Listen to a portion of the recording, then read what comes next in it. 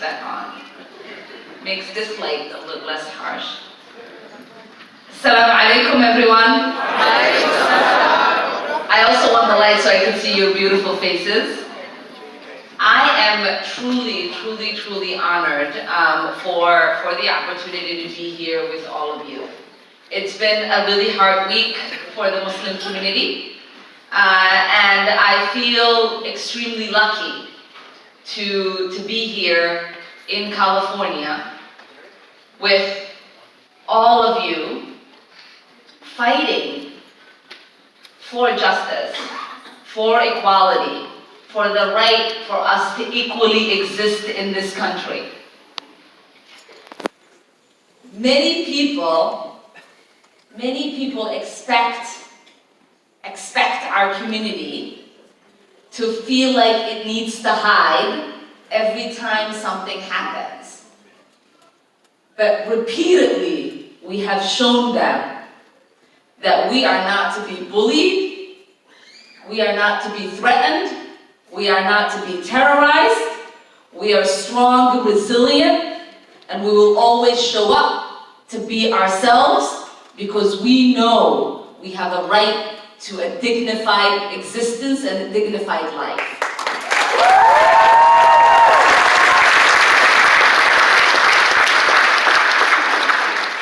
The other thing that is exciting to me to be in this room is that there are very fascinating people outside who for so many years have spoken about an Islam that is oppressive. An Islam that lessens and isolates its women. And today they gather outside to protest a Muslim woman who is in Congress. And the irony in that is very entertaining to me. I know many of them drove miles to get here, spent a lot of energy and resources and money to purchase the signs that they have. But I don't think any of them realize that people like myself and many of the people in this room can care less about what they have to say, because we know who we are and where we belong and what we stand for.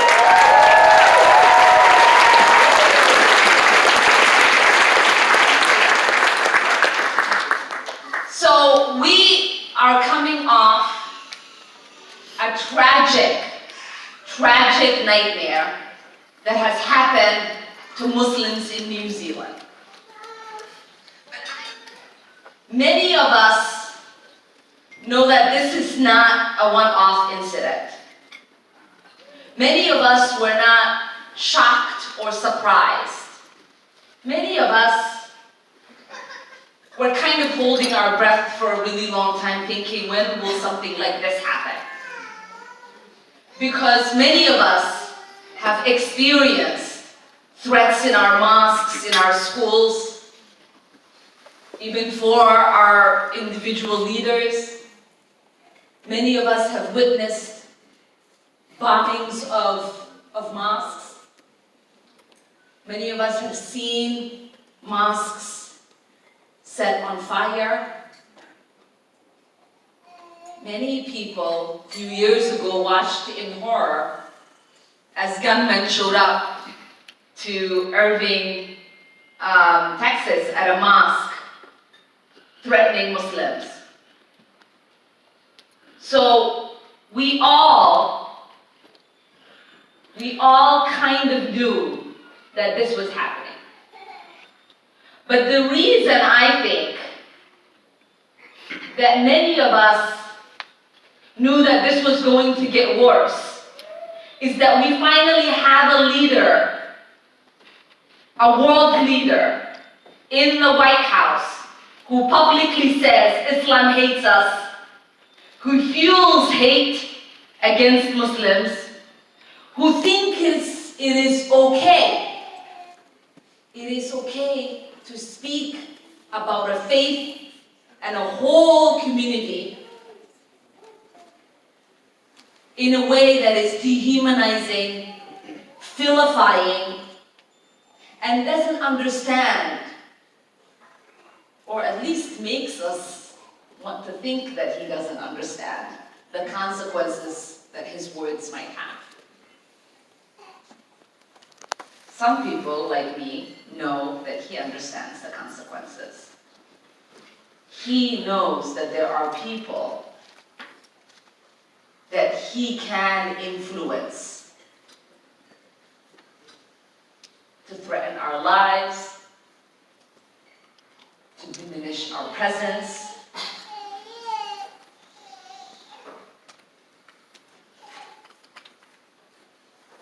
but what we know and what Islam teaches us, and what I always say, is that love trumps hate.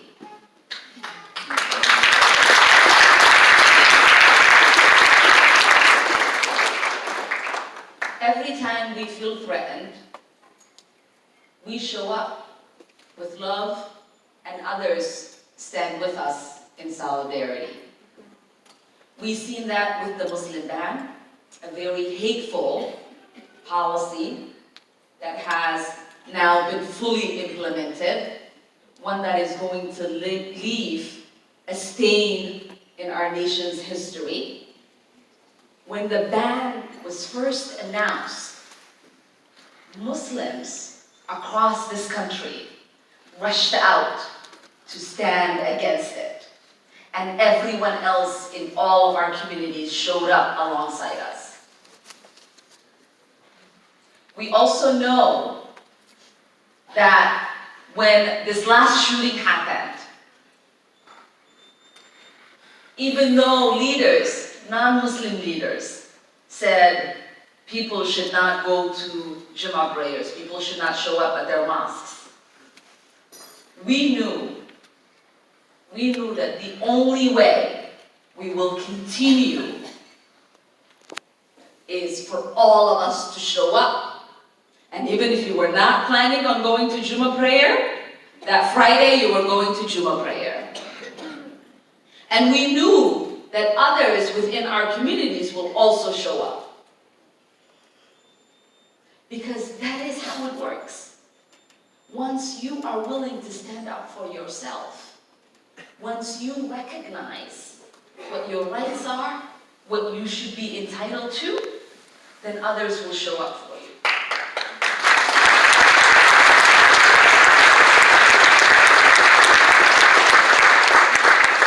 Liberation is not an external thing. It's an internal thing. People always say to me, how have you gotten empowered? And I say, I was born this way. It is not about how others make us feel. It is what we tell ourselves that we are worthy. So when you know as a Muslim that advancing justice is very inherent in you, when you know as a Muslim our faith's initial foundations were built by a prophet who was vilified, had stones and fruit and all kinds of things thrown at him, a prophet who had to make a pilgrimage and leave his home, then you know that when Ilhan is facing some controversy, that is not something to be afraid of. We might be headed to the promised land of speaking the truth and finding our external liberty once we internally liberate ourselves. Muslims for a really long time in this country have been told that there is a privilege, that we are given, and it might be taken away. We are told that we should be appropriate, we should go to school, get an education, raise our children, and not bother anyone. Not make any kind of noise. Don't make anyone comfortable. Be a good Muslim. But no matter how much we have tried to be the best neighbor, people have always worked on finding a way to not allow for every single civil liberty to be extended to us. You can clap for that.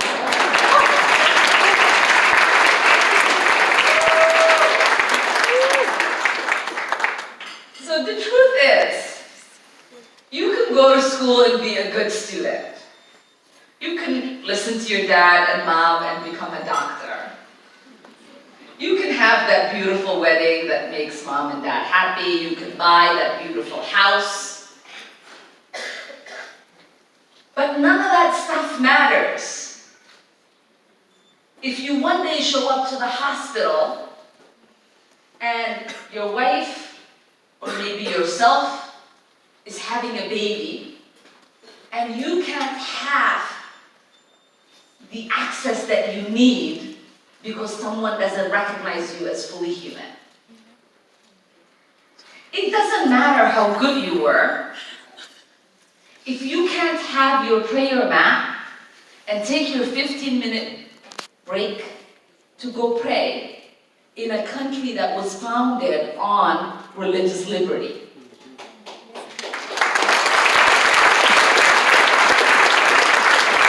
It doesn't matter how good you are. If you one day find yourself in a school where other religions are talked about, but when Islam is mentioned, we are only talking about terrorists. And if you say something, you are sent to the principal's office. So to me, I say raise hell. Make people uncomfortable. Yes. Because here's the truth. Far too long, we have lived with the discomfort of being a second-class citizen. And frankly, I'm tired of it, and every single Muslim in this country should be tired of it.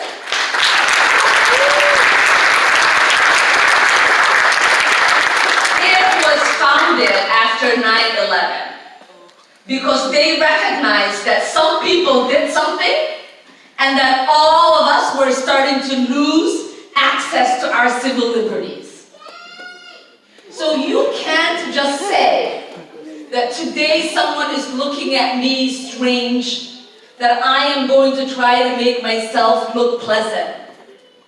You have to say, this person is looking at me strange, I am not comfortable with it, I am going to go talk to them and ask them why. Because that is the right you have.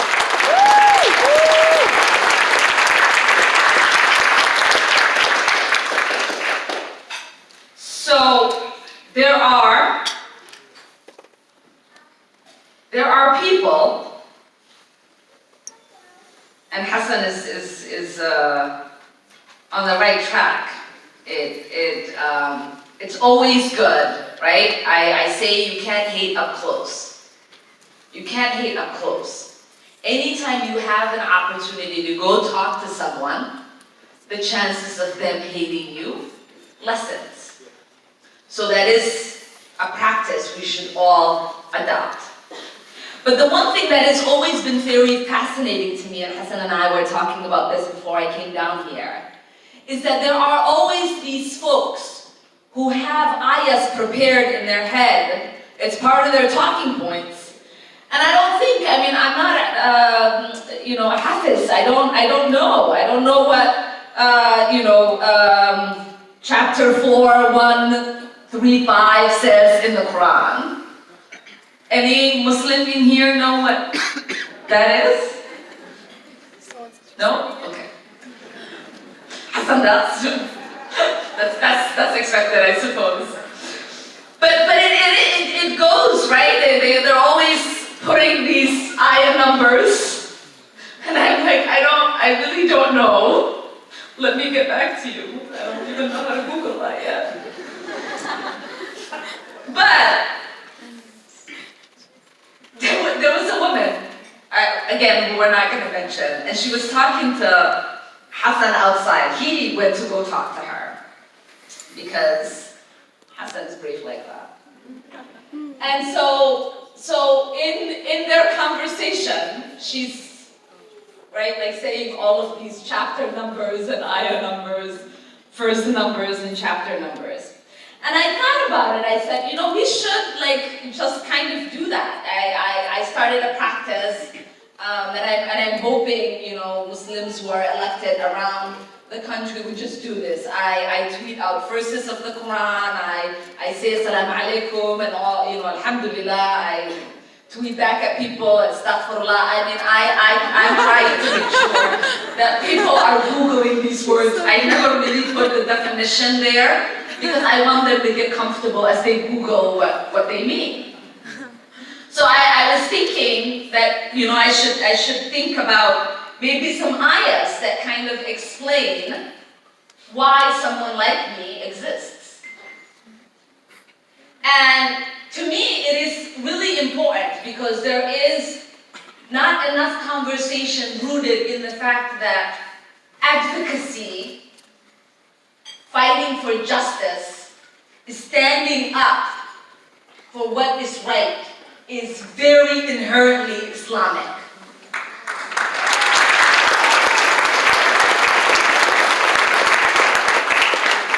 So for those of you who want to Google this ayah, it's in chapter 4, 135, and I'll paraphrase it. This ayah says that as Muslims, we are called on, right, to stand up for justice and to speak the truth. Even if it is against ourselves, our parents, and our close relatives. If Hassan was up here, he'd probably say it in Arabic, but I'm work in progress, so that's all I got. And so when people, you know, are having these conversations with me and they say, you know, Ilhan, why do you criticize Muslims who are doing something? What is your problem with Arab countries? Why are you always talking about, you know, this particular country and you're not talking about that particular country? My choice of a country to talk about is not my preference of country. It is based on what country is violating basic human rights.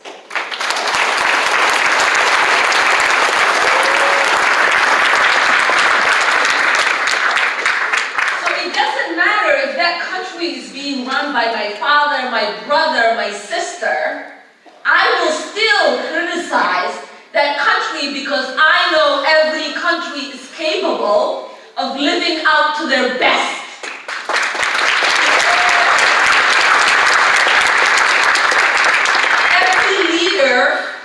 Has the ability to lead with compassion, to lead with justice. So it is important for us to recognize that and to make sure that we're not only holding people that we don't like accountable. We must also hold those that we love, have shared values with, accountable.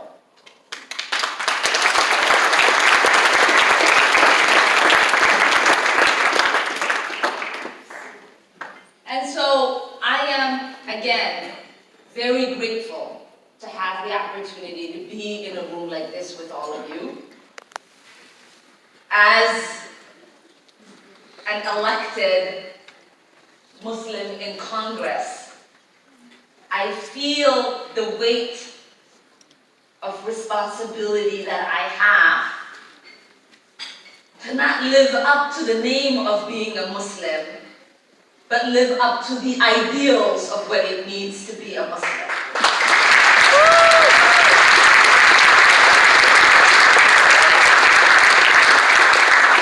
And I know as an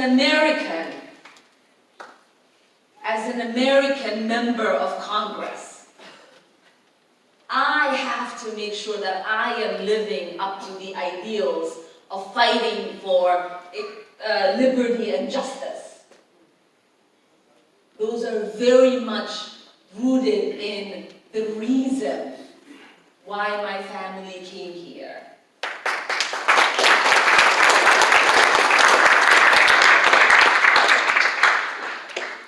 And so, regardless of how hard Washington might get for me or your neighborhoods might get for you, you have to always remember that we have a mission as humans to love one another, to care for our neighbors, to raise compassionate children, and to fully every single day show up and make sure that we are furthering justice.